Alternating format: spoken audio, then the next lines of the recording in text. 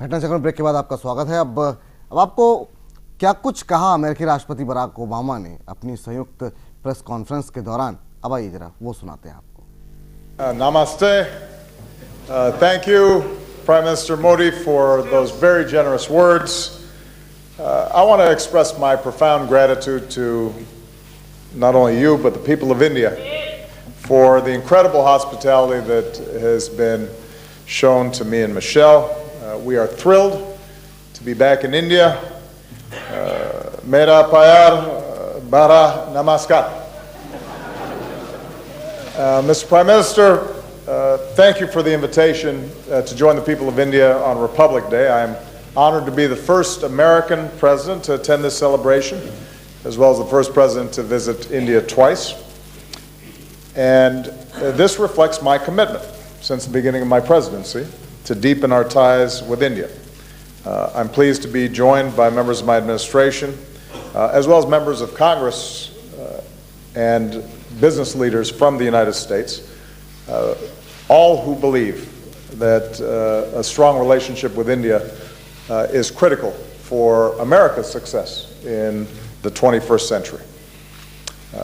As two great democracies, two innovative economies, two societies dedicated to the empowerment of our people, including millions of Indian Americans, we are natural partners. When I addressed your parliament on my last visit, I laid out my vision for how India and the United States could build a defining partnership for the 21st century. And since then, we've made significant progress. Our trade has increased, our militaries exercise together more. We're cooperating on key global challenges, from nuclear proliferation to global health. And Mr. Prime Minister, your election and your strong personal commitment to the India-U.S. relationship gives us an opportunity to further energize these efforts. I was proud to welcome you to the White House last fall. Your reputation preceded you. As many of you know, in New York, the Prime Minister appeared in Madison Square Garden and was greeted like a Bollywood star. And it was, I think, a signal of the deep friendship between our peoples, as well as our close ties that we are working to expand even further. At the White House, we agreed to take this partnership to a new level. We advanced that work today. Prime Minister Modi, thank you for hosting me, including our chai pe churcha. We need more of those in the White House. But even as this visit is rich with symbolism, we made substantive progress. Prime Minister has already indicated the United States and India have declared a new declaration of friendship that elevates and formalizes our partnership. And not only is it grounded in the values we share, but it commits us to more regular meetings at the leaders level and sets up frequent consultations across our government. We agreed that our trade and economic partnerships must focus on improving the daily lives of our people. Prime Minister Modi described for me his ambitious efforts to empower rural Indians with bank accounts and to ensure clean water and clean air for the Indian people. And we want to be partners in this effort. In the last few years, trade between our two countries has increased by some 60% toward a record $100 billion. We want to trade even more. So we welcome the reforms that the Prime Minister is pursuing to make it easier to do business here in India. Today we achieved a breakthrough understanding on two issues that were holding up our ability to advance our civil nuclear cooperation, and we're committed to moving towards full implementation. And this is an important step that shows how we can work together to elevate our relationship. We also, as the Prime Minister noted, agreed to resume discussions about a possible bilateral investment treaty. And we will continue to pursue export reforms so that we can advance more high-tech collaborations with India. I'm also pleased that we agreed to a number of important steps to promote clean energy and to confront climate change. We very much support India's ambitious goal for solar energy and stand ready to speed this expansion with additional financing. We're also launching new joint projects to improve air quality in Indian cities. The United States will share more data and develop tools to help India assess and adapt to the impact of climate change and to help vulnerable communities become more resilient. And going forward, we've agreed to work together to make concrete progress this year towards phasing out hydrofluorocarbons under the protocol, and the Prime Minister and I made a personal commitment to work together to pursue a strong global climate agreement in Paris. As I indicated to him, I think India's voice is very important on this issue.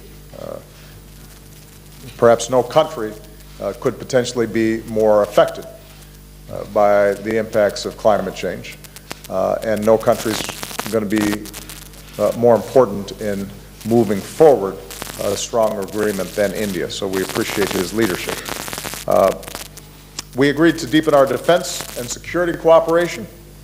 We've renewed the framework that guides our defense cooperation for another 10 years, and in a major step forward for our relationship, our defense technology and trade initiative will allow us to jointly develop and produce new defense technologies.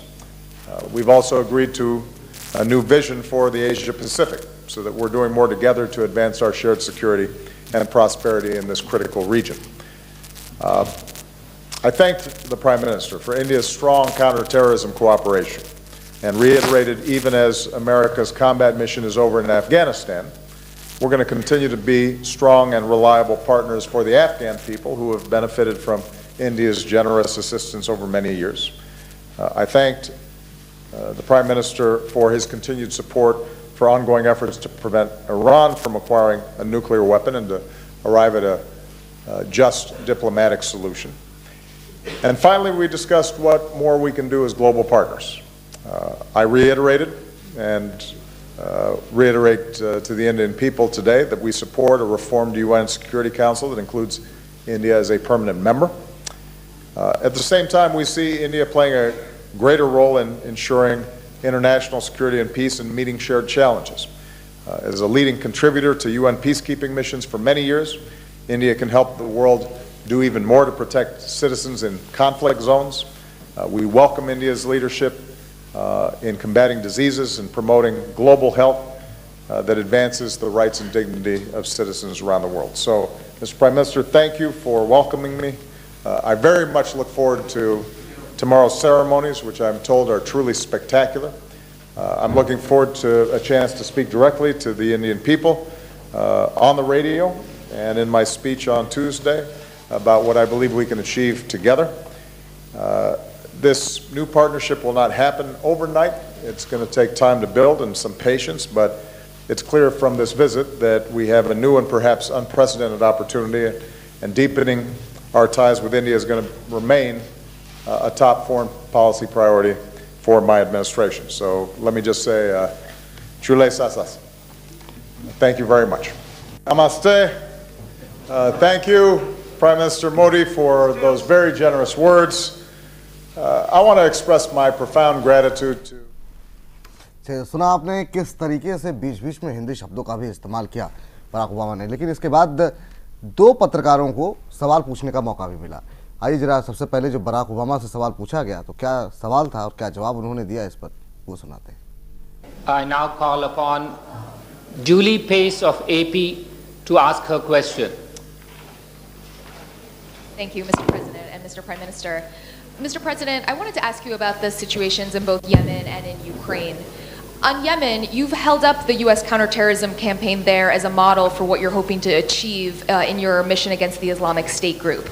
How does the political upheaval in Yemen affect U.S. efforts there? And will it cause you in any way to retool aspects of your broader counterterrorism strategy? And on Ukraine, pro-Russian rebels are again launching new offenses. How at this point can you justify not taking a different approach, given that the Minsk agreement has all but failed and sanctions may have had an impact on the Russian economy, but they don't appear to be changing Russia's calculus when it comes to Ukraine? And Mr. Prime Minister, I wanted to go back to climate change. White House officials have said that they hope that the recent U.S.-China agreement can spur countries like India to make similar commitments to cut emissions.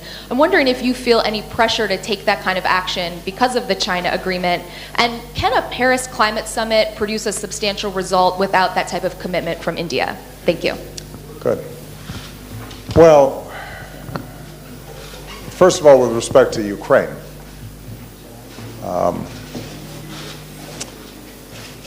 what I've said consistently is that we have no interest in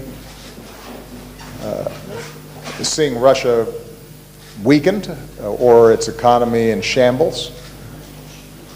We have a profound interest, as I believe every country does, in promoting a core principle, which is large countries don't bully smaller countries. They don't encroach on their territorial integrity. They don't encroach on their sovereignty, and that's what's at stake in Ukraine.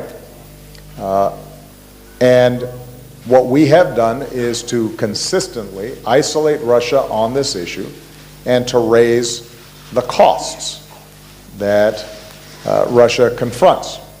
Now, when you say that we should take a different approach, Julie, I don't know exactly what you're referring to. I've been very clear that it would not be effective for us to engage in a military conflict with Russia on this issue. But what we can do is to continue to support Ukraine's ability to control its own territory. And that involves a combination of the economic pressure that's been brought to bear in sanctions, the diplomatic isolation that has been brought to bear against Russia, and as important as anything, making sure that we're continuing to provide the support that Ukraine needs to sustain its economy during this transition period and to help its military with basic supplies and equipment, as well as the continuing training and exercises that have been taking place between NATO and Ukraine for quite some time. We are deeply concerned about the latest break in the ceasefire and the aggression that these separatists, with Russian backing, Russian equipment, Russian financing, Russian training, and Russian troops are conducting. And we will continue to take the approach that we've taken in the past, which is to ratchet up the pressure on Russia. And I will look at all additional options that are available to us short of military confrontation in trying to address this issue. And we'll be in close consultation with our international partners, and particularly European partners, to assure that they stay in lockstep with us on this issue. What we've been very successful at is maintaining unity across the Atlantic on this issue. And that's going to be a continuing priority of mine.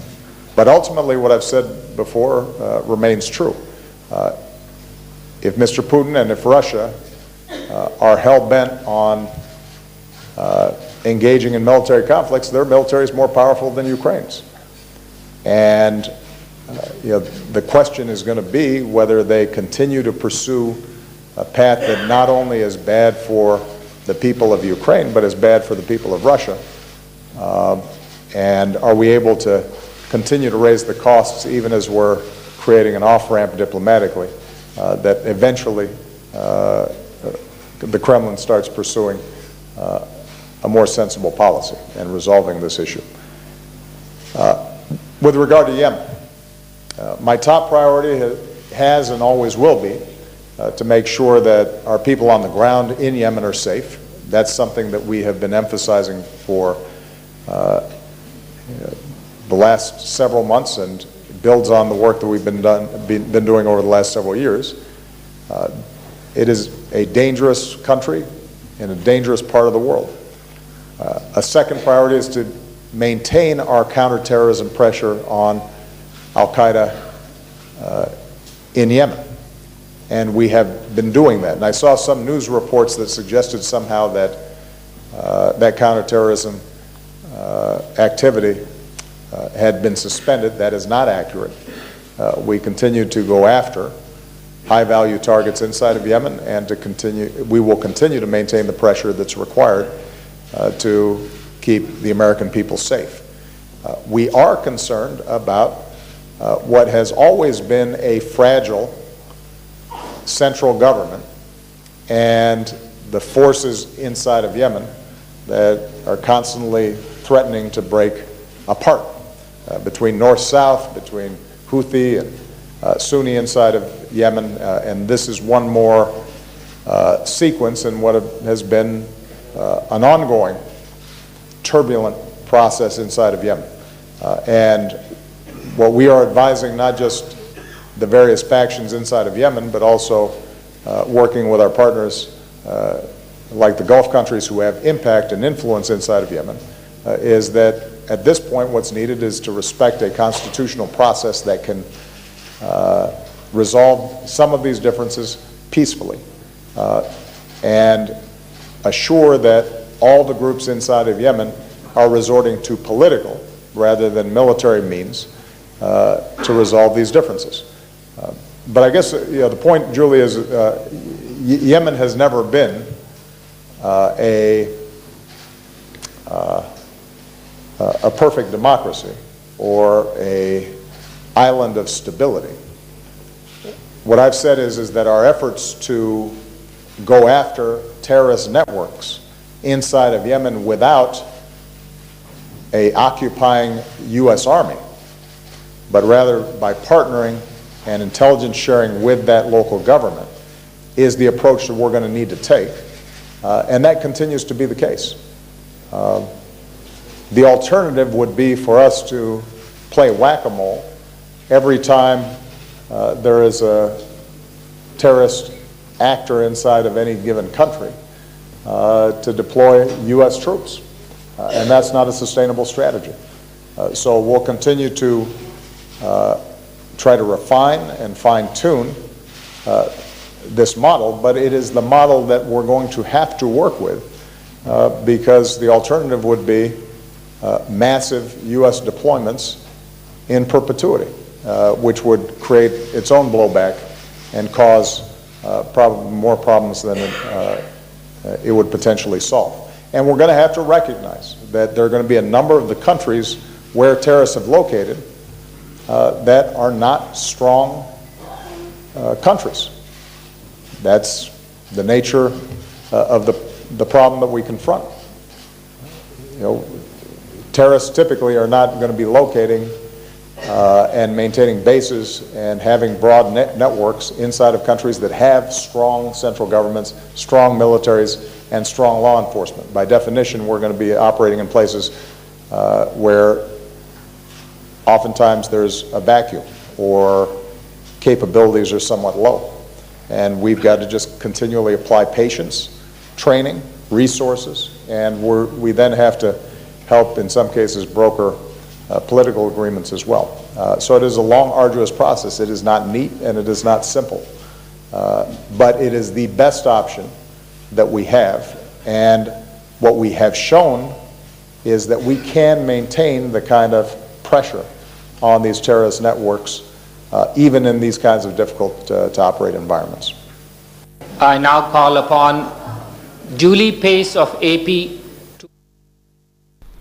चलिए, इस पर बातचीत करने के लिए अब हमारे साथ लगातार बने हुए हैं हमारे ग्रुप एडिटर जैन टीवी के दिलीप के सिंह। दिलीप जी, आपसे जानना चाहेंगे, अगर निचोड़ निकालें इस आज की पूरी प्रेस कॉन्फ्रेंस का, तो आप इस निचोड़ को किस तरीके से देख रहे हैं? जिस तरीके से एक बड़ी कामयाबी न्यूक्लियर के क्षेत्र में जो कि 2008 से ये समझौता हुआ पड़ा था, लेकिन अभी तक एक कदम भी हम आगे नहीं बढ़ पाए, तो क्या इस लिहाज से इस प्रेस कॉन्फ्रेंस से मान के चलें ये सफल रहा है ये दौरा? कम से कम आज की प्रेस कॉन्फ्रेंस को देखते हुए निचोड़ क्या देख रहे हैं आप? नहीं, मैं ये तो बिल्कुल नहीं मानता हूँ कि एक कदम भी हम नहीं चले हैं, हम चलते जा रहे हैं। और जैसा मैं राष्ट्रपति बराक ओबामा के उस जो उन्होंने कहा कि इस तरह की चीज़ें ओवरनाइट जो है एक लेवल से दूसरे लेवल पे नहीं पहुंचती है, उसमें पेशेंस रखना होता है, तो मुझे लगता है ये बिल्कुल सही बात है। और डिप्लोमेसी में भी, और ख़ास करके जब दो इतने बड़े मुल्कों के बीच में संबंध को बेहतर करना हो एक अच्छे भविष्य के लिए, तो बहुत सारी उम्मीदें तो रहती है, लेकिन उम्मीदों के साथ साथ जो बहुत सारे काम करने होते हैं, बहुत सारे काम अभी करने बाकी है। लेकिन जो कुछ भी आज देखने को मिला है, जो कुछ भी हुआ है, जो भी अभी तक बयान आए हैं, साझा प्रेस कॉन्फ्रेंस किया गया है, जितना कुछ कहा गया है, उससे एक बात जरूर कह सकते हैं कि भारत और अमेरिका का जो संबंध है वो एक नए दौर में, एक नए युग में प्रवेश कर चुका है। क्या कुछ की हाइलाइट्स जो हैं, अगर हम देखें जो तमाम जो प्रेस कॉन्फ्रेंस की हाइलाइट्स की अगर हम बात करें, वो आपको क्या दिखाई दे रही हैं? नहीं, उसमें काफ़ी सारे मुद्दे हैं। उसमें टेररिज्म के हैं, उसमें सिविल न्यूक्लियर एनर्जी के मसले हैं, क्लाइमेट चेंज के मसले हैं, साथ ही साथ जो डिफेंस जो प्रोडक्शन की बात है, टेक्नोलॉजी ट्रांसफ़र की बात है, जो टेक्नोलॉजी को नए जो एडवांस टेक्नोलॉजी है उसको एक्सचेंज की जो बात है, ये तो तमाम चीज़ें हैं। ये खास करके ये भारत और अमेरिका के संबंध में व्यापार बढ़ाने की जो बात है, ये तमाम चीज़ें हैं जिस पे पहले भी हम जब ये साझा बयान नहीं आए थे तब भी यही चीज़ें एक्सपेक्ट की जा रही थी और यही चीज़ें हुई है। लेकिन जो गर्माहट रिश्तों में है वो सबसे ज़्यादा अहम है, सबसे ज़्यादा महत्वपूर्ण है और जिसकी झलक आप आज देख चुके हैं। और जब गणतंत्र दिवस के समारोह में अमेरिकी राष्ट्रपति मुख्य अतिथि बन के आएंगे तो उसकी झांकी आपको लगातार देखने को मिलेगी। चलिए टिप जी, बहुत बहुत शुक्रिया, बहुत बहुत धन्यवाद इस पूरी चर्चा के दौरान हमारे साथ बने रहने के लिए। तो फिलहाल जो है घटना चक्र को यही समेटते हैं, लेकिन उस बीच जाते जाते आपको जो सवाल जवाब हुए नरेंद्र मोदी के साथ, उसके साथ आपको छोड़ जाते हैं। घटना चक्र में फिलहाल इतना ही। तमाम बड़ी खबरों के लिए आप देखते रहिए जैन टीवी। नमस्कार। मैं समझता हूँ कि चीन और अमेरिका का जो जलवायु परिवर्तन के संबंध में समझौता हुआ है, उसका भारत पर कोई प्रेशर है क्या? भारत एक स्वतंत्र देश है, उस पर न किसी देश का न किसी व्यक्ति का प्रेशर काम आता है। लेकिन प्रेशर है, प्रेशर इस बात का है कि हम भावी पीढ़ी को कैसी पृथ्वी देना चाहते हैं। क्लाइमेट चेंज इटसेल्फ एक बहुत बड़ा प्रेशर है। ग्लोबल वार्मिंग इटसेल्फ एक बहुत बड़ा प्रेशर है। और जिसके भी दिल में भावी पीढ़ी के लिए चिंता है, आने वाली पीढ़ियों के लिए चिंता है, उनका ये दायित्व बनता है कि वे आज इस क्लाइमेट के संबंध में कॉन्शियस बने, उन रीति नीतियों को अपनाएं ताकि हम भावी पीढ़ी को एक अच्छी जिंदगी दे सके, अच्छा एनवायरनमेंट दे सके। और मैं मानता हूं ये प्रेशर हर देश पे होना चाहिए, हर सरकार पर होना चाहिए, हर व्यक्ति पर होना चाहिए। और उसी प्रेशर को हम समझ पाते हैं और उसी को हम रिस्पॉन्ड कर रहे हैं। Then it is their duty and their conscience. They would want to give a better lifestyle to the future generations, a good life and a good environment. There is pressure for all those people. There is pressure on all countries, on all governments and on all peoples. Thank you. Last question. Issue जैसा प्रधानमंत्री जी आपने बताया, प्रधानमंत्री जी आज हमने दिलचस्प तस्वीरें देखी आपकी। प्रेसिडेंट ओबामा आपके साथ आए थे, आप कुछ देर टहले, एक दूसरे के साथ बातचीत की, बेहतर तरीके से समझा। आज फिर हमने वो तस्वीरें देखी। इससे पहले सुबह आपने राष्ट्रपति को रिसीव किया एयरपोर्ट पर, ये दोनों मिले प्रधानमंत्री जी, तो किन बिंदुओं पे बात हुई, कौन सी बातें आप हमारे साथ शेयर कर सकते हैं? Thank you. जहां तक बातों का सवाल है, पर्दे में रहे और हम बार बार इस प्रकार से क्यों मिलते हैं, ये सवाल बड़ा महत्वपूर्ण है। मैं इस क्षेत्र में नया हूं, लेकिन भी इस अल्प समय के अनुभव से मैं कह सकता हूं कि दो देशों के साथ रिश्ते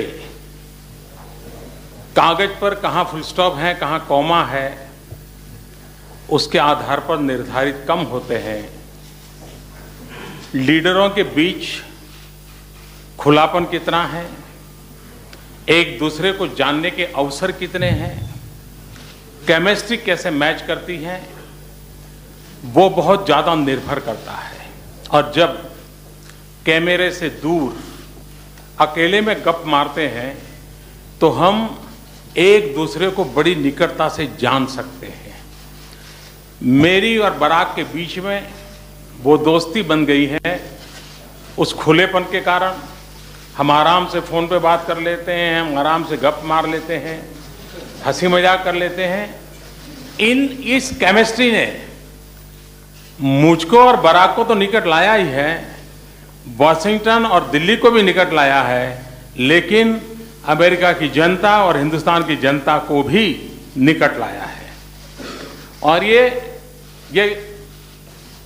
पर्सनल केमिस्ट्री है, मैं समझता हूं ये बहुत मैटर करती है और ये पनपनी चाहिए, ऐसे ही अवसर पर पनपती है।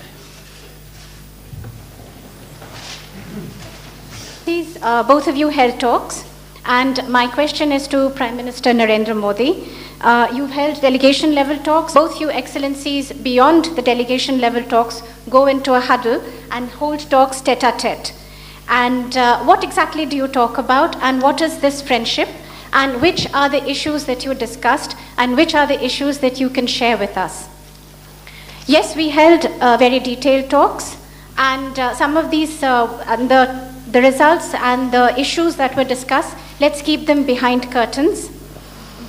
Why do we keep going into huddle and hold talks tete-a-tete? Well, I'd just like to say that I'm fairly new in this area. But with this little experience that I have gained over this short period of time, I can say that relations between countries depends less on full stops and commas and more between the relationship between leaders, the openness, how much they know each other, and the chemistry between them. This matters more and is very important. Well, I would just add, the Prime Minister, as I said, it caused great excitement in the United States when he visited. And I do think that in addition to a personal friendship that we've been able to build in a fairly brief amount of time, we're also reflecting the warmth and affection between the Indian people and the American people. Part of the reason we're such natural partners is because we share values as former colonies, as the two largest democracies in the world, as entrepreneurial nations, as people who believe in the freedom and dignity and worth of all individuals. And so it's not surprising then that we have a friendship, because hopefully we're reflecting the values of our peoples. What I'm very excited about is given the Prime Minister's energy and ambition for his country and lifting people out of poverty and moving forward and on the reform agenda that he's put forward, that affection can then be translated into very specific actions, and we're seeing that reflected here today. He's right, though, we can't tell you everything that we talked about. Although I will share one thing, and that is we compared how much sleep each of us is getting. And it turns out that Modi is getting even less sleep than me. But of course that's because he's still new. After you've been doing this for about 6 years, maybe he'll be able to get an extra hour.